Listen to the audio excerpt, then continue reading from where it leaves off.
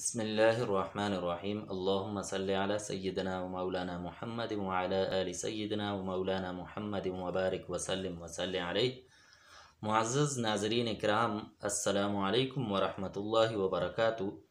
تناول Islamic studio سے ہم آپ کو خوش آمدید کہتے ہیں، اور آج ہم آپ کی خدمت میں ایسی دعا لے کر حاضر ہوئے ہیں کہ ایسا عمل ہے کہ جسے صبح اور شام نماز کے بعد کرنا ہے، اور مختصر سا عمل ہے، لیکن ایسا عمل ہے ہر کوئی چاہتا ہے، ہر مسلمان یہ چاہتا ہے، اور ہر مسلمان کا یہ عقیدہ ہے کہ آخرت میں آخری اخروی زندگی کے اندر جنت اور دوزخ برحق ہے۔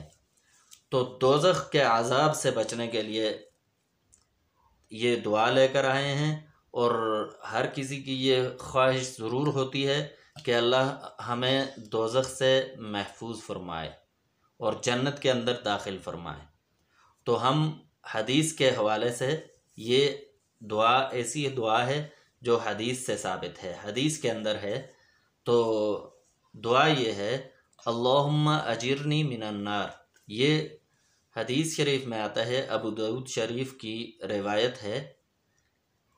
فرمایا کہ جو شخص صبح اور شام فجر اور مغرب کی نماز کے بعد یہ دعا اللہم اجرنی من النار 7 مرتبہ پڑھے تو وہ اس پر دوزخ کی آگ حرام کر دی جاتی ہے۔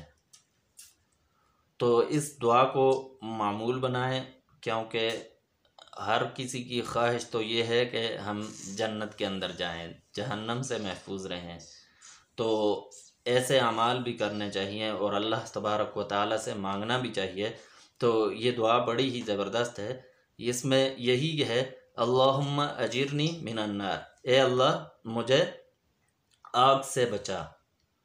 تو اللہ تبارک و تعالیٰ ہم سب کو جہنم کے عذاب سے محفوظ فرمائے، اور ہمارا خاتمہ ایمان کامل پر فرمائے، اور ہمیں جنت الفردوس میں بہترین مقام عطا فرمائے۔ وآخر دعوانا ان الحمد للہ رب العالمین۔